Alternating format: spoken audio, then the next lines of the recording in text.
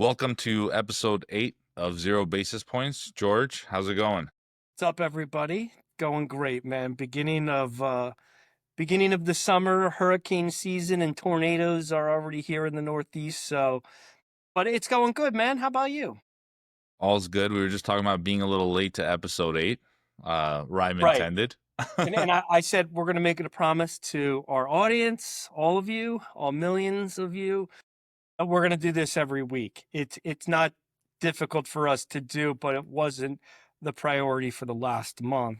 So it's a promise we're going to make. We're going to roll these out weekly, but here's episode 8 for everybody. So yeah, it's getting hot, man. And it's like in the Northeast, it's always hot in Glendale. It's probably like 120 degrees or something. Well, I mean, it was pretty bad. And then I traveled to some clients last week or so, or 2 weeks ago, and it was much worse. So it reminded me that it can be worse than it is here in LA. But yeah, it's been getting hot recently. And funny enough, I mean, speaking of being late to episode 8, a lot of clients kept us busy over the last 2-3 months. And if there's more of you out there who are listening to this and thinking it's you guys, then I'm doing something right because biz dev is going well. There's multiple folks we're touching, but those same clients are asking for episodes too. So, there's this cycle of education that we're doing on the podcast that keeps coming up on my conversations as well. So, looking forward to getting this one out in the next 2 as well. I think there's a lot to talk about. I'm getting requests now. There's a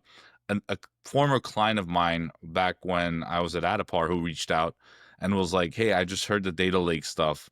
I want to hear more about it. So try to sneak that into your next episode. I want to see like what you're seeing out there because we're thinking about it." So it's great. I mean, this is what we wanted. We wanted the platform to talk, to interact, and then it kind of cycles off to engagements and But we can't, but makes we the can't let round. that happen again. In the Yeah. same way, imagine if I lost my 6 pack of abs and I just told you I didn't have time to do sit-ups anymore. You would say, Yeah. dude, figure that out, man. Yeah. And so I'm kidding that I don't have a 6 pack, but we Not can yet. we can find an hour and a half a week to do this. And so, just like that discipline of working out. I mean, we're happy we love doing this. Yeah. It's just like to sit down and do it. It's like everything else. It's like there's so many things in life that only take 5 minutes, but it's just a matter of doing them. Yeah. Um, Just putting it so out there. right. So even I was hoping to improve my audio by this podcast, and it's a promise I have to make by the next one. So um I'll do that as well. I was trying to get everything ready to go for this one, but I just couldn't. All good. Well, But anyway, otherwise, catch it's been great. Yeah, it's sorry, you were about go Yeah, on. yeah, no, I'm saying like it's been great not only from the podcast stand, but like I think from a career standpoint as well. There's a lot where we're both working on, right? Right, Whether behind the scenes or out front. So I think right. we're taking our audience on a journey with us, which will Yeah, be and pretty it's exciting. it's in that way where we're taking the audience on the journey with us. It's I think you and I are like, we really put it all out there, and we'll tell you that we were busy or there just wasn't a way to squeeze this thing in, even though it's 0 basis points is so important to us. But we have been cooking things up. It's like to make July. Right before we got started, I was about to say like the fireworks of July like will be from 0 basis points. Yeah, So some things that I've been working on that just are really exciting. I was going to say drop bombs on the industry of excitement, but I probably shouldn't say timely with that. But yeah, just to drop exciting news about kind of like a lot of the stuff that you and I are up to and that we work on. We identified that the biggest problem in the wealth management space is data collection. And then I just went ape shit trying to figure that out, and you too. And so it's going to be a really exciting month. It's hard to just not talk about everything right away, but you've got to let things unfold naturally, because hopefully we'll just be doing some cool demos. yeah. I think it's going Really to be soon. worth the wait. But speaking of Right. data collection, high level, I was talking to a bunch of my clients and prospects, and there's different schools of thought when it comes to data collection that I've encountered, right? For me, it's easy, just do something where I can, hey, fill this form out. There's the PF, a precise FP out there. There's so many solutions out there, but I feel like everyone is missing the mark. And one thing that I talked about just generally with these clients is like, look, there should be multiple ways of inputting data in, whether it's, something easy, a tool, to foreshadow what's coming, or if it's going to be something more like, hey, your advisor wants to sit in front of the client and type this stuff out. It still should be easy, even for something like that. So there's all these. They were kind enough to invite me to a call with some of their advisors, and I heard in on a lot of the conversations. And yeah, it's a bigger problem than a lot of people assume, because it's easy to say, hey, the data's there, we'll get it in somehow, but the actual logistics of something like that Right. seems clear for someone like us, but it's different on the other side. Making it easier for advisors is like That's the it. hardest part. So it's, when I do a project, like I always say, with Grendel and me and my brother always say, we got to make this easy enough for dad. Like, it's like, oh, phew. Certainly don't want him to call and ask how to use this tool. So, it's taking a really complicated idea and making it so simple, like a snap, and that it unfolds that easy. Um, an advisor just needs to be able to log into something, it be intuitive, not like, but by logging into the tool, I have an idea of what I'm getting into. But when I enter my credentials and I land on the inside of the tool, I hope it pretty much just takes care of whatever direction I'm trying to run. Yeah. That's the advisor sentiment. So that's what we obsess about, and just making it really easy. It's like I want to always be able to say, you already know how to use it. You don't Yeah. need a demo. You just need login credentials. Correct. That's it. So And so and what have you been seeing out there though? Like there's been like a lot of there's been a little buzz, like a little AI buzz of what happened recently. Um, some AI buzz in our space. Like, what are you seeing out there as far as like kind of like what you've been working on? Well, we did get yeah, there's been some buzz around AI, but we did get recognized, the recognition for the AI FinTech 100 Big recently deal, for right? ARCA. Yeah. So that was awesome. And then we did get the finalists for Tech Disruptors at the Wealthies. So Right. When that's is also Wealthies? It's like in soon, 2 months. right? Yeah, yeah. It's always in the middle of summer out in New York. I think this Right. Nice time and sweaty. I don't know where they're gonna hold it, but it's gonna be at one of the event spaces. I think last time we were at the Zephyr or something like that ballroom, and then this next time it's gonna be maybe Gotham or Carnegie. I'm not sure. Whatever, one of those event spaces. But yeah, so those are the two things we've gotten while we've been working like heads down. Our team has been, I don't want to toot our own horns, but they've been killing it from the development side of it too, for some of the stuff that's been coming in. But to be honest, a lot of the rumblings I'm hearing is there's a lot of AI talk that's out there. Like I've sat on a couple of demos of other tools that are out there. Some of the more mature companies kind of showing what they're building, but no one's really grasping the, I think, effectiveness of the AI for their institution yet, fully at least. And that's a conversation I just recently had with someone where they said, "Look, we want to be data first with our approach." And I think that's the right approach. Like, this is giving a lot of firms the opportunity to pivot into a future-proof setup for their entire infrastructure. And I think those who see it early on will capitalize on it. Those who are hesitant and kind of sit back and are still watching it, still making dashboards, they're about 3, 4, or 5 sprints behind. Not, 2-week sprints. I'm talking about larger development sprints, macro sprints behind of those who are leading the way. So one thing specifically that stuck with me with the data first approach is our dependency in the space on PDFs, not only for updates of, capital statements and valuations and custodial statements, because, we've dealt with that a lot with core script, and I've built a lot of things that take that data out and make it a little more dynamic and usable and actionable for advisors. But I'm talking about just the way they're doing business, right? The dependency, there's a really great article I read a couple of weeks ago that my CTO kind of highlighted for me. And PDFs were the only way that were reliable to transfer information for systems back in the day. That's the only reason they exist. A PDF Right. can be opened on this computer, can be opened on the other one, and the other one. So if you wanted to transmit information or easily access it, you were reliant on a PDF. We're way past that point though. Why get strung with the PDFs and get stuck with them and do business depending on the PDFs if there's a better way to do it? And that's been a recurring conversation I've been having over the last month or so with multiple clients and prospects, and I think people are seeing the light. Yeah.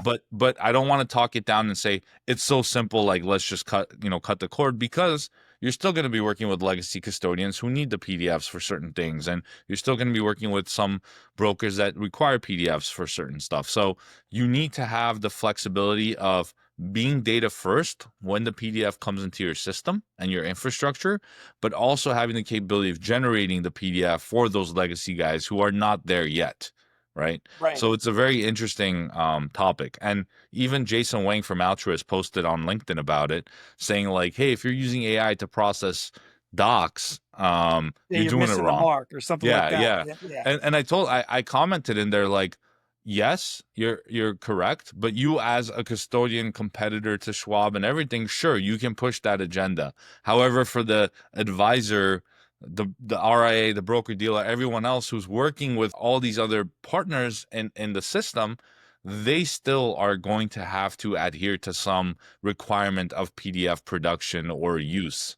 And so anyway, it's an interesting one that's timely right now. So PDF is always, from my perspective, has always been a downstream event because like my domain is CRM. I already have the data. So when I need to use that data to fill out a PDF, so I'm pushing it downstream. But the way that you talk about it and the way that I've thought about addressing it is I'm always going to be inside of my CRM. Let's just say Wealth Box. We work in.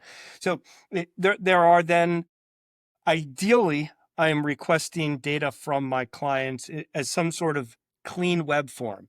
Yeah, I'm going to text you something or email it to you. When you click on it, just fill out the empty fields. Okay, thanks. Or there's the other scenario where I need you to sign this PDF for Schwab and Fidelity, and then a Yeah. little bit more involved. But in that case, regardless, I'm logging into Wealthbox, my CRM, and then I'm pushing data to that PDF. If I lack data that PDF requires, that my CRM does not have, well, then there's a gap there, and we've addressed that gap, and we're going to talk about that more. But so no matter what, I'm in my CRM where most of my client data is. I might need to push it downstream into a PDF, worst case scenario. And if I can't complete the whole thing, there's an easy way that I can ask the client to give me the data that I need and say, hey, okay, cool. Just fill these out. Now I'm going to complete the form for you. You just need to sign it. So that's the best way to PDF it. Otherwise, it's what do you require from me? Whether it's my broker dealer, my RIA, so what do you need from me? You need forms A through Z in this order, plus a few custom requests. Okay, I want to just create that, knock it out, and send it downstream as a web form that the clients just fill out, and it populates back upstream to my CRM, and then it can go to any CRM, or excuse me, any PDF. These three letters, any PDF in the world.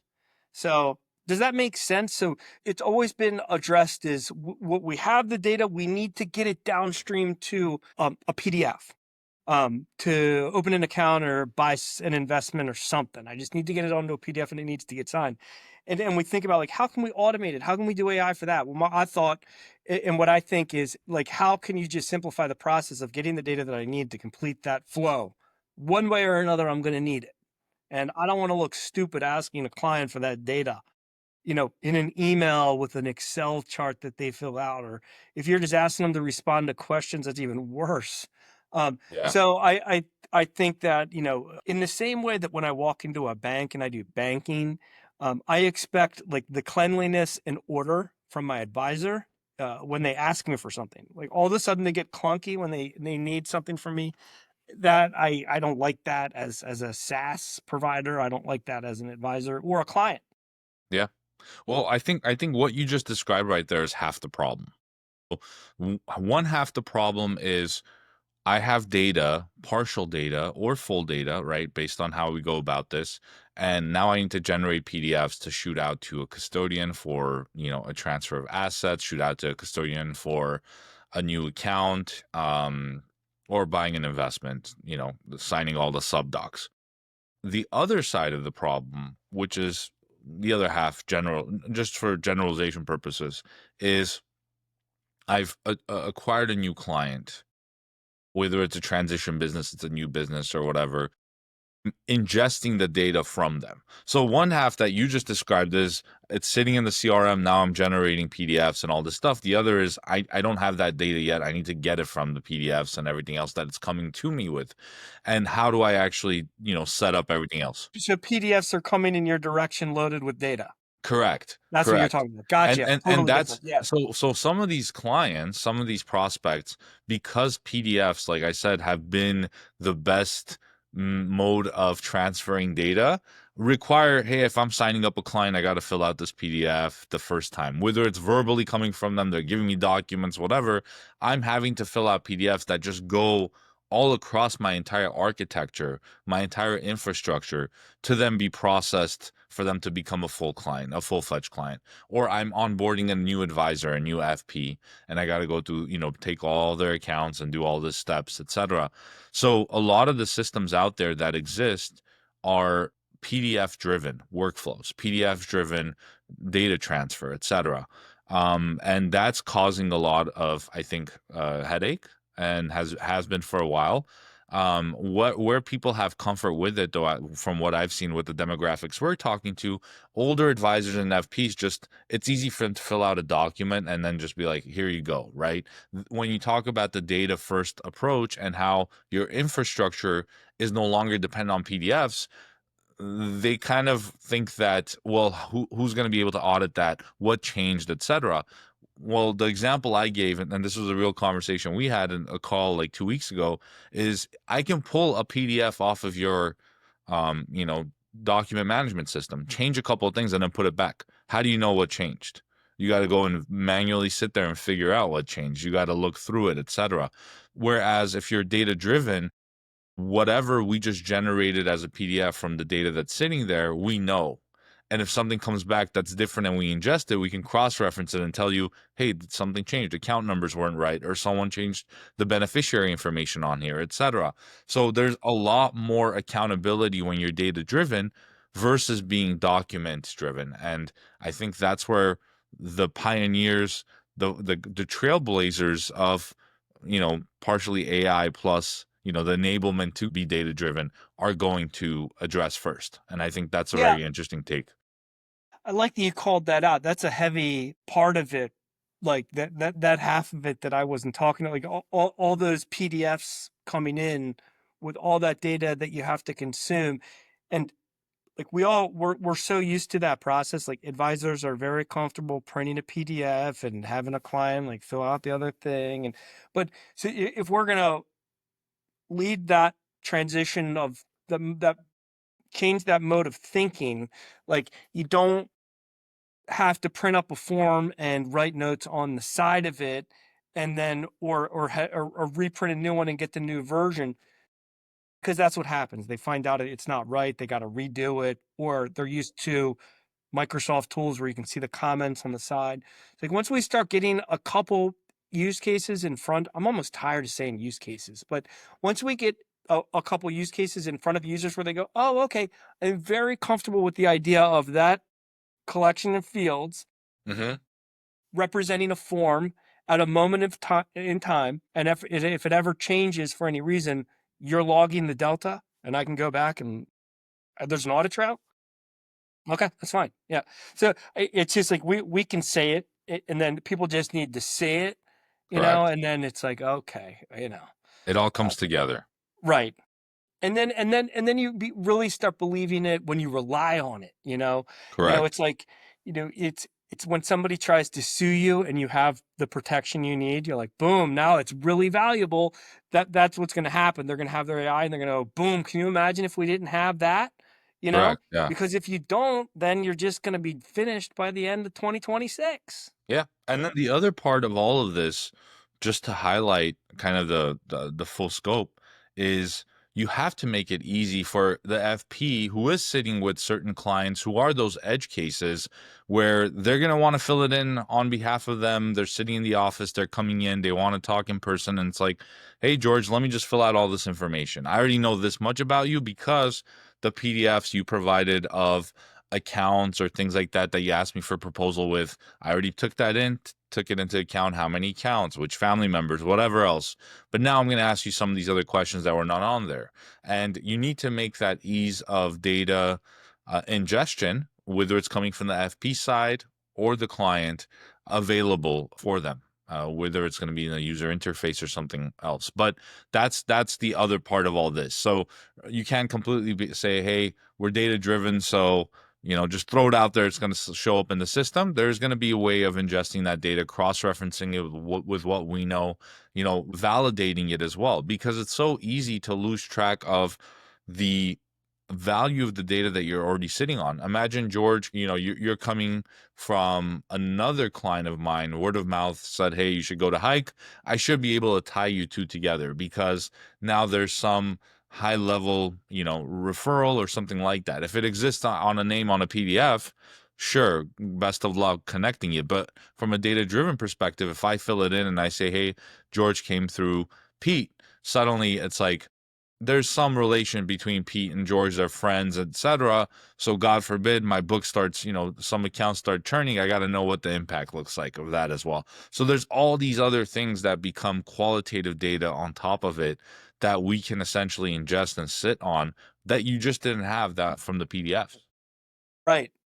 That field you talk about, the advisors call source. Yeah. Yeah, so and so yeah, I always want to know where that client came from. So you gotta track that source. So really, uh, and when we talk about use cases of using ARCA even to identify gaps, and are there any clients without sources? Yeah. You know, and so that we can always target and market to clients based on source. So there's a Exactly. multitude of things that you can do if your data is right. One thing that when you talk about that you mentioned a scenario where like if I go to buy a mortgage or house and I like say I'm going through the mortgage process and if they just like slid a tablet across the table, like I could probably be cool with that. But it's almost like send me the paper, I'm gonna sign these things. And so there's that where it's like, okay, there's a lot happening in RIAs across the country all week long. Clients are sitting at tables with their advisors and signing things and sliding them back across the table. So if the advisors were saying that's still the way we got to do it, ARCA is still saying, cool, we'll just consume it and put it where it should be. Right. When we first met, you're talking about core script, right? Yeah. Like its ability to consume documents, identify the data on the documents, and put it somewhere useful. Yeah. You could probably say it better than me, but that's how I'm saying it today. Yeah, but what's funny is that's also evolved because when we started with CoreScript, it was exactly what you described. Hey, it's looking at, the documents that people are manually inputting into systems and then just doing it in a more automated fashion. And that slowly turned and evolved and became a really powerful tool for us to use even in our AI workflows, which we're building with a lot of clients and prospects today. So like, hey, here's a document that has account information. Go open the account. Now, suddenly, CoreScript is that driver of parsing out different forms, different formats, templates, things like that, that it's seeing even for the first time, taking the best guess of like, how do I accurately pull all this data out, referencing itself within the document, etc.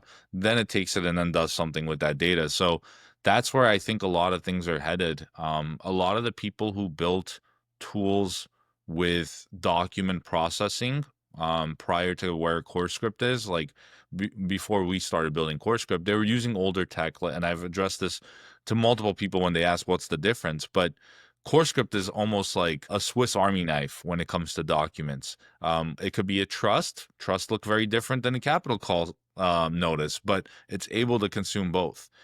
So it's almost a Swiss Army for any type of document you need to ingest in our space. And the cool thing is when you're so general with a solution with PDFs, you almost get lost because there's too much overlap with certain stuff. It's hard to actually identify things, and your model needs to be much bigger and harder to manage, which is just a byproduct of that.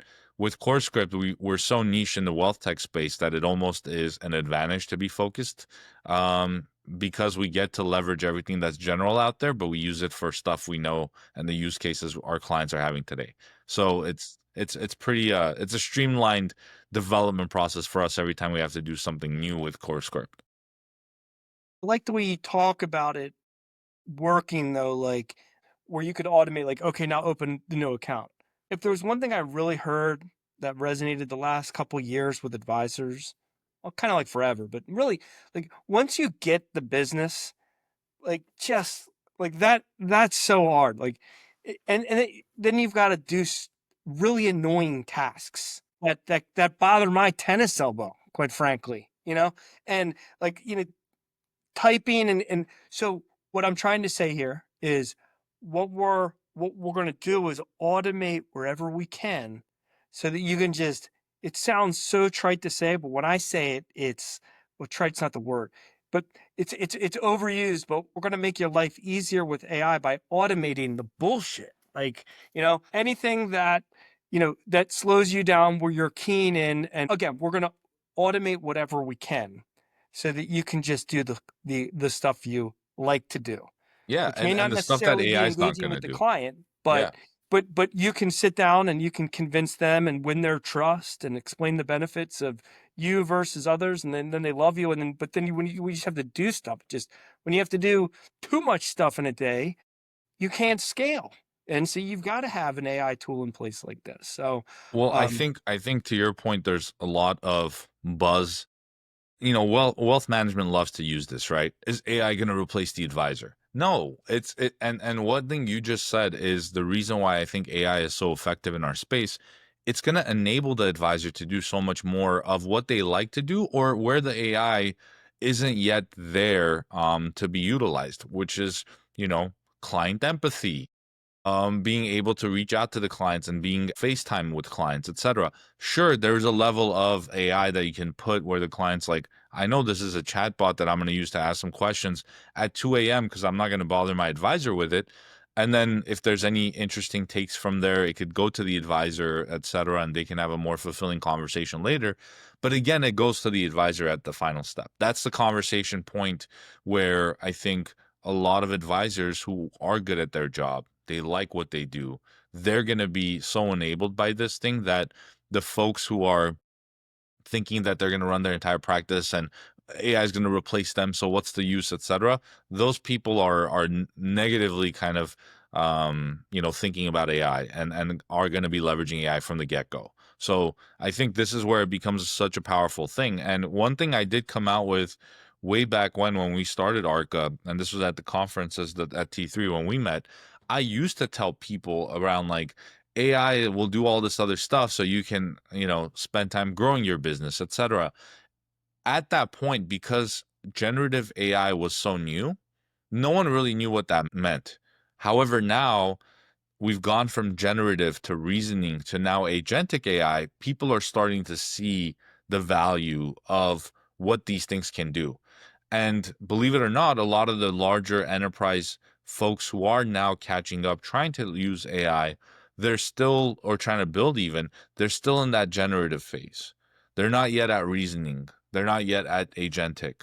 And that's where this becomes very powerful. And then this goes full circle back to addressing the data question. Because if firms don't evolve to use their data effectively, then regardless of how much AI you provide them, it's still not going to be the best use of their time or efforts or development dollars.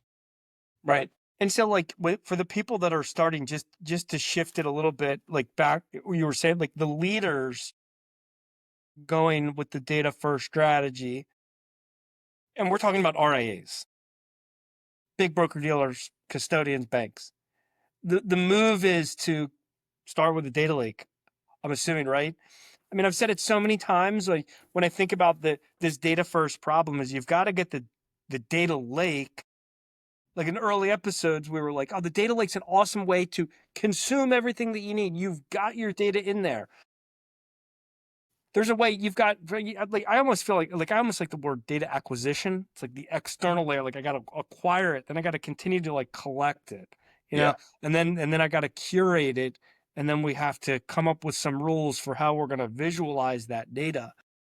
correct. But the first thing that I need to do is maybe not. I was trying to think this back. Like, how do I talk to every advisor about this? I could say to a big firm, you got to get a data lake. You got to start consuming everything, emails. Oh, I got to go in there. But if I'm just using Wealthbox, I'm going to keep going back to my Wealthbox example. It's going to make a lot of sense soon. But how about you simplify your task when you think about AI? And make sure that you have no data gaps in Wealthbox. Great place to start. And then because they're going to have plenty of tools that are going to do, plus they just got an influx like $200 million. So they'll be able to give you kind of the intelligence that you need on a lot of that CRM data, where it's like, hey, who's got a birthday coming up this week? Clients don't have a birthday, and the system will know. Can you kick out an email? Can you send out an email? And I know firms are working on stuff like this. I try to create the simplest possible example that rolls off the top of my head. But when we talk, let me just back up one more thing. When we talk about, we want to give you an AI to enable you to do the things you love, like talking with your clients. Well, advisors like, man, I don't really love talking with my clients. Well, the reality is you can use AI to automate as much as possible, like everything, so that when you're sitting there as a business owner, you have assurance that you've thought of pretty much everything that you can. And now your mind is at a point where you can think about the next level. And like, if you're not just already there, like as a business owner and as an entrepreneur, like how can I next level my business?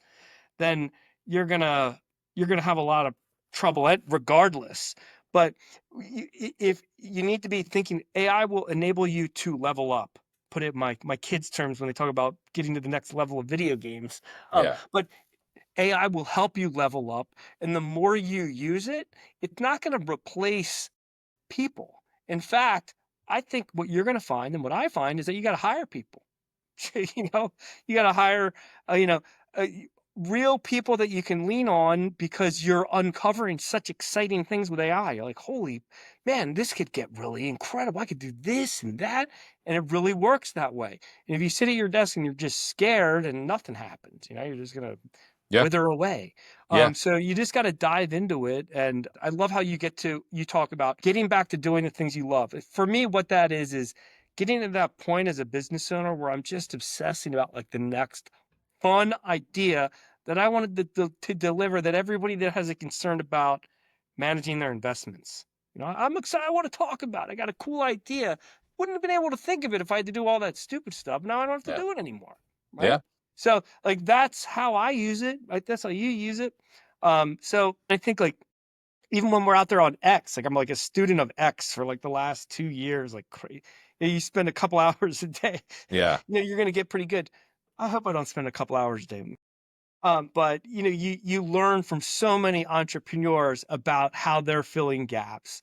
So I didn't want to get too far off base there, but using AI will let the best advisors become the like even more exciting, dynamic advisors. And what's going to differentiate you from other advisors is your personality. So just show up and be you. That's the difference. And we're going to give you the tools to be you.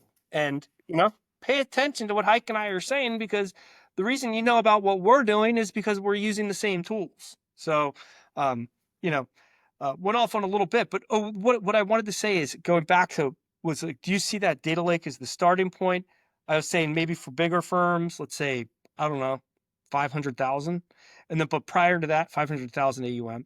Prior to that, 500 million, excuse me, 500,000, my God.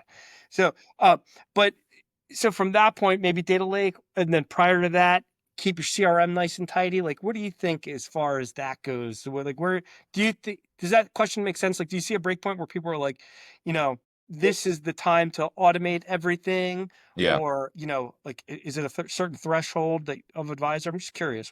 Yeah, I think so. I think at the beginning, at the forefront of all of this is, tidying up your CRM is a great example of leveraging tools that are future proof in the sense that they have APIs, they can support data transmission, they can do a lot of the stuff that you're going to be wanting to do. And then all you have to do is sit on top of that data set, make sure it's working correctly. As you know, in the space, there's so many tools that don't fall into that bucket because they've been built with older tech.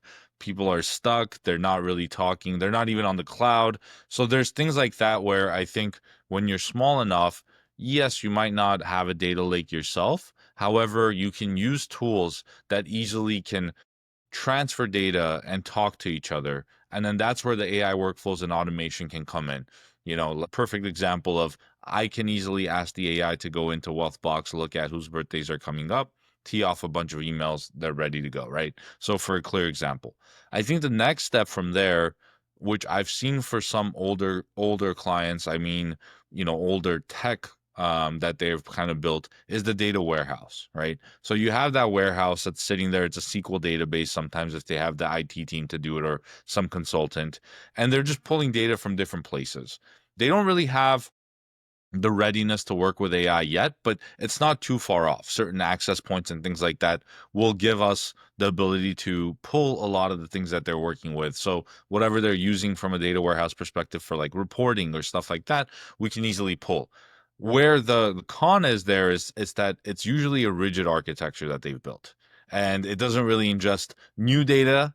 It doesn't really have a place for insights, things like that. So you're still reliant on this user interface, be it Arca or something else, to basically show you all that stuff. And then there's no way it's pushing it back. It's sitting kind of as a dashboard, right? Then it's the data lake itself, which that term has been around for a while, but there's a lot more newer terms that are bouncing around. With the data lake, it's great for the AI because it's just a dump of all this data that you're retrieving from different sources, placing it in there, and then operations are being done. Now, from the perspective of, where firms are, you kind of require an IT team, an operations team, someone that's sitting on top of that data to make sure things that are coming in are good. That's where Arca comes in and it could actually say, hey, here's a bunch of data we're getting, we're reconciling it, and it's coming into your data lake clean. You don't have that check. Everyone gets through, everything gets through. And now it essentially degrades the quality of the data that's sitting in there from the get-go. So data lakes are the new things, but you want to be careful with how you deploy it, and you want to make sure you're building it for future architecture and things like that that you're going to build around. That's why the term the data lake house, the warehouse and the lake itself has come Right. through because, and it's been dropped so many times because it's a more modern architecture of that warehouse that you're seeing, but it also has some advanced analytics and things that the data lake itself has. And I know in a previous role, you've probably talked about the data lake house itself so many times to clients, but it almost is kind of weird because anyone who doesn't have a data lake, they're not going to be able to have a data lake house itself either. That's going to hold them back. So there's a lot of understanding of what that data architecture is going to look like. But for fun, and I haven't seen a lot of clients ask for this yet, but I don't know. Have you heard of the data mesh, George? I'm just gonna say no. I Yeah, don't I think mean, so. I was gonna say I think I've heard really close, some close to that, but yeah. no, I haven't So heard of so it. so the data mesh now, which is being thrown around, is It more sounds of like integration layer without getting into what it is, but yeah, what is it? it's Sorry. basically a decentralized domain-driven data lake for each operation. So instead of you having one full data lake that takes operational information, performance analytics, and investment information, CRM information, etc., you divide it up into different data lake houses. So like your operations data is sitting somewhere, your client data is sitting in another place, your investment data is sitting in another place. This way, you're not constrained by the load for the entire data lake when you're doing an operation for like client data pools and then investment pools, etc. They're working scalably kind of at the same time to get the information you need out. So it's much quicker, it's more scalable than what the data lake and the lake house have been, Yeah, basically. I thought I didn't think of Lake House like the way that you just like said it in that sounds like a big client, like an enterprise would have lake houses. Correct. And Got that's what it. the data Yeah, mesh is. That's the data lake houses of got it. for So a different mesh is verticals. multiple houses. Correct. Makes a lot of From sense. Yeah, I mean, but see that this is the interesting thing that we're going through. I had a client that same client who was asking about, hey, speaking more about the data lake and the value of it. I had him ask like, what level do we need to be at for it to be valuable for us? Because now it begs the question of, we talked about this in about 2 episodes ago of acquiring businesses that are looking at the data. They're coming in and doing acquisitions, they're aggregating that data. So for you to have a good multiple as the business that's being acquired, you want to have a clean data set. You want to have the value from the data. Just having a bunch of data that's not contextualized isn't worth anything. So it needs to be how you're using that data to get the insights and everything else out there. So the question they had for me was, well, what level do we need to be at? And how valuable is each step beyond that to make it, that multiple for our business if we're going to directly correlate it? And, there isn't a perfect answer for that. It depends on the scenario. But I think when it comes to just a general rule, if you're sitting on a bunch of client and demographic data that you can identify what your average client size is from how many assets, their age, their age group, geography, everything else. And then that's being used to be predictive for, hey, here's all this other stuff that we're going to be able to, these are the types of clients we're going to go after. Here's everything we're doing. Here's where our investment performance has been. Here's where we are positioned to go, etc. All those factors are what will make your business more valuable for the acquiring business. If you're sitting there and you're saying, I have the demographic data, and it's clean, but that's all I do with it. It's just clean data. That's valuable in its own right because not many firms do. But I think then when you think about that next layer I just talked about, the predictive analytics and things like that, that you're building your model around, your business around, that's where someone goes, well, these guys know what the hell they're doing. So the multiple just drastically increases in that Right. scenario. I always like think of like a house example, and I don't know if it because I've flipped a couple, but you could have a broom swept house for sale, and it could be identical to the adjacent house that they used a room in the basement and turned it into like a sauna, you know, and they have another room they turned it into like a wine room, and it's just like, okay, well they did that, and that's what made the house it made the house, it's just a house, but it has it's more valuable because it's like, oh, well, this is where I start collecting that. Well, now I see, and it just makes you, it's a better product to buy, but it also, when we're on the tip of the spear, as we say we are, we're working on this with our clients. So Yep. doesn't it sound good to start building out some cool rooms that can really emphasize the things we love. We love performance data. Uh, Compliance team loves looking over the email archives, whatever. I'm just making random examples. Yeah. But in the same way, man, that house has a sauna. I don't like working out, but I need to sweat, Yeah. you know? And so there's just, it creates more flexibility when you're just doing things well versus doing things lazy. Lazy doesn't stimulate anything in life, right? I mean, going back to like working out, like it's like when you're not lazy and you're working out and you're sore, like even like later in the day when you stretch, you just feel the power, like the work that you did, like you're better. You're you're a better warrior, which is what it takes to like get up and do what we're doing, and to push AI across the wealth management space. You better be a warrior. Um, Correct. so anyway, when we think about collecting our data, get excited about it. Like enjoy the process. Like, dude, if we put that over here in this lake house, we got this lake house over here to do that, it can start getting fun because I kind of assumed like I could think of a lake, a data lake, like a big circle with like five circles on the inside and like one circle's, I always use the same example. One performance circle, another one's PST files of emails that I can scan or whatever. So and so they're operating in there, but that's like more because I've never stood one up myself. Like I've never gone through the work of like standing up the lake house. Like it's like people are like, oh yeah, and you just everything just goes in there until you actually try to do the work and you're like, well, it doesn't just go in there. I've got to like figure out connections and but my main point was that the data lakehouse approach I like. It creates order in my perception of how we're going to collect data and run with it. And it maybe even assign teams to specific lake houses, you Yeah. know? So yeah, that's a cool, I No, I like mean, it. The mesh. yeah, that's the data mesh. It's mini lake houses basically. But one thing I was just gonna call out, because if my client's listening, is I can't quantify a number for each of the value of where you're gonna be based on how, data lake enabled you are, or data lake house enabled you are. However, just think about the example that George just gave with the house. Yeah, you have a sauna and a wine cellar in your house. Now you might be talking about a whole different audience of home buyers looking at your product, right? And they're willing to pay for the multiple. So I think in turn, there's two things that happens. You become more valuable for the average Joe, for everyone looking at it, the wider market. But for the guys who are collecting wines, for the guys who are steaming and sauning every day and have the time to do it, they're willing to pay a different premium for that house suddenly.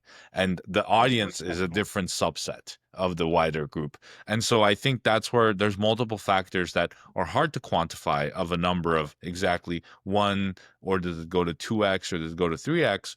But you definitely have that effect, based on how clean the data lake is, how clean your systems are, and then what you're actually using the data in the data lake to do. Right. That's the point. Yeah. I love the point. And even if you think about when you talk about it creates a different kind of buyer, like, and mind you, like a sauna you build for under $1,000, Yeah. wine cellar under 1,000. You can bang out 2 rooms, stand. If you had one big basement, you could put up a whole wall. And these are very simple things that you can do. But think about how you've elevated who wants to come and see the house. So instead of just like, or whatever, I'm gonna you say all of a sudden you've got a row of like cyber trucks coming up to your house because you got like a different audience of Yeah. buyer that's probably going to pay a lot more. Yeah. Imagine if you're a broker dealer with the cool lake houses and you're talking to advisors you're recruiting. You're Correct. you're bringing a different type of advisor. You're like, oh, okay, that's how we get the Merrill breakaway Yeah. with $2 billion. Ah, they were bugged out about this and that. Okay, okay. We got to tell them we have this awesome like thing. You just go sit in the sauna and then grab a bottle of wine on the way upstairs, and you'll be all Yeah. right.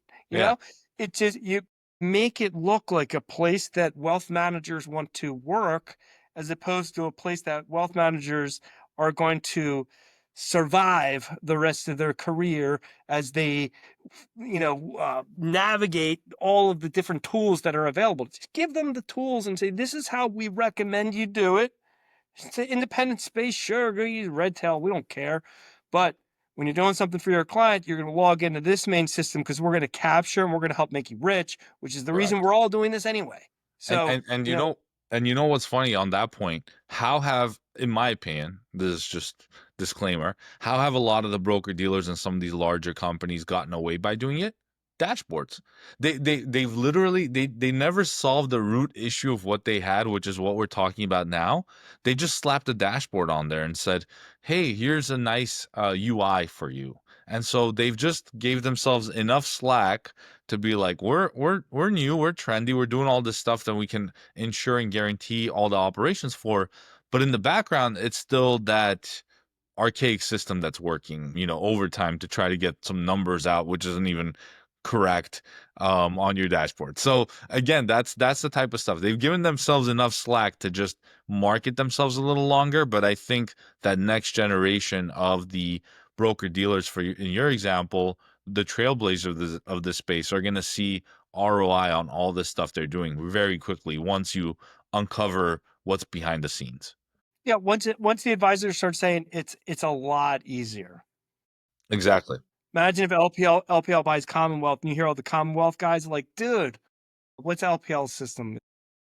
Client works.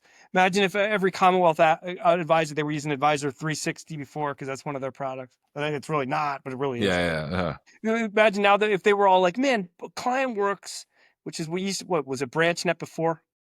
Yeah, Client Works is unreal. Like it uncovered, I always just had this sitting there, this opportunity, like that will drive advisors. Like that's where advisors are like, really?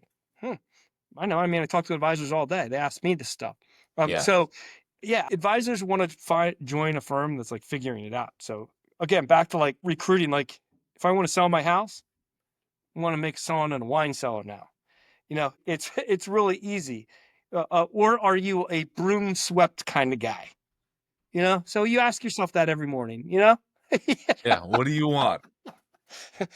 Yeah, yeah. What am I trying to convey today? A broom swept shop or an innovative shop that's just screaming innovation? And you better get in because after a little while, there's not going to be enough left. Not going to be enough room Not left on enough boat, seats maybe. left in this rocket ship. Basically. Yeah. No, In this pirate 100%. ship. That's right. That's right. People are gonna have to walk the plank on the Yeah, journey there. exactly. You got to go. There's only Well, yeah, no, I mean that's literally what I've been working on the last couple of months, just Well, condensed walking the for the plank, by the way, purposes. not to cut you off, but that is the analogy of consolidation in the space. You know, Yeah. so who's walking the plank, you or the other guy? Yeah. And I You bet know, you the one with the newer tech is staying pretty deep in the ship, yeah, cozied in with the he's captain. gonna be the So one holding the sword, poking you in the back. yeah, that's right. Like, come That's right. on, you know. Uh, Oh man. yeah, But yeah, so that's kind of all the stuff that I've been hearing, what I've been working on. And there's gonna be obviously multiple news items I think will kind of be released in the next couple of months. We'll see where clients are actually using this. I think Integrated Partners came out with an event talking about Ray, what the AI that we built for them in the system. And they're going to be deploying that pretty soon. But everyone else is, I think, is going to catch on. It's going to be a trend, and we're going to see a lot more of this happen. like July is gonna be such an incredible month. This I'm industry excited. like sucks right now, and on top of the fact that we're pulled into another war, like it's a very crazy time. What we're gonna do during July is really fireworks, but also bring an element of humanity to this space and insight that you otherwise, I think, just lack. Like, we read things in our industry that are just so dumb, like all the time, and I can just read through it every time, and then I text you, I go, look at this, just flip over and read the reverse of the article and you see what it really says.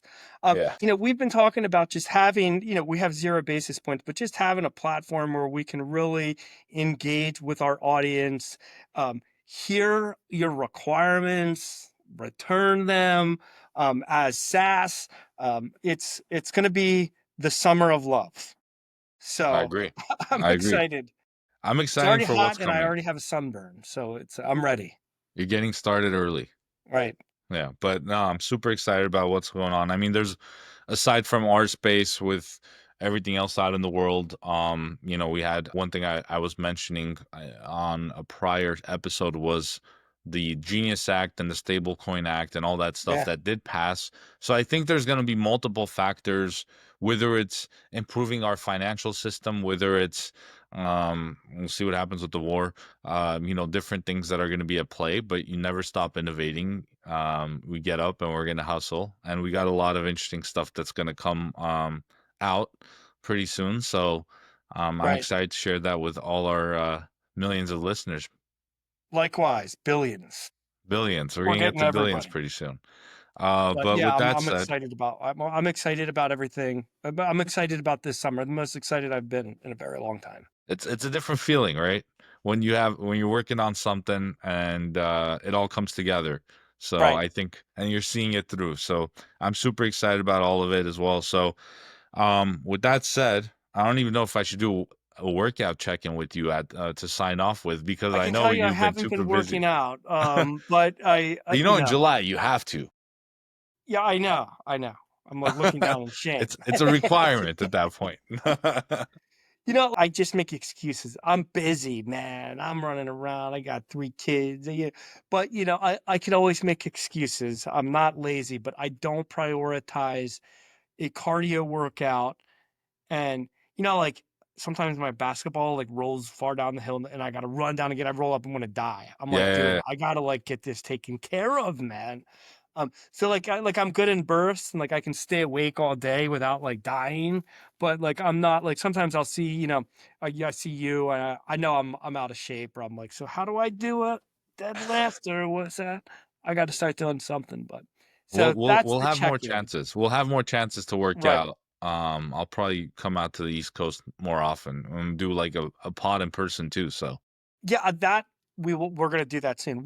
So what's the next conference, by the way? Is it Wealthy? Is that it? Wealthies? And then is there I like is that yeah, I think that the next one's the Wealthies. Well, I'll be out in Morningstar's event. So Pete and I will be there, but I think the next like big one's the Wealthies. Yeah. that's So great. So next week's New York? I think no, not for me, but the week Oh, after. yeah. What's where's Morningstar? Chicago? Yeah, Okay. So you're in Chicago next week. I'm in Chicago next week. Yeah. Got it. Okay. Yeah. Just a Uh, quick trip, pitch 'em, and then walk out. Just that's it, man. Great city though. I love Chicago. Yeah, it's gonna be Shout out to fun. Pete I'm looking Franco. forward Yeah. to it. But I will come out to the East Coast soon, very soon. So we'll have to get the in-person pod. I gotta find out how we do it. Maybe do like a curtain in the back, like or like the red curtain, like Joe Rogan, so it looks like we were being interviewed by Yeah, Joe I know. Rogan I've on thought about LinkedIn. that. Yeah. Thought about putting the red curtain up, but People have videos, AI generated videos where the background is the same as like the Joe Rogan state like podcast. yeah, I know. So I'm like everybody's trying to look like they're Joe Rogan, so I'm like thinking, I'm like maybe I try to like make it like look like Tucker Carlson in the back, like yeah, like you get a the creek wooden. going, and like I like he has a nice nature background, and I like that, like kind of like a river house. Yeah, But be on the might river have house, to talk about lake houses. That's what you gotta do. exactly, yeah, yeah. But well, yeah, I can't wait to get together soon, and I'm glad we got this. We're gonna do it every week, so no more of this like multiple week break stuff. No, we're gonna be deliberate. So, Yeah. all right, man. Well, thanks so much for the time, George. It was awesome to talk to you, to catch up, to get this episode out. I'm looking forward to the next one. All right. Thank you, man. We'll talk soon.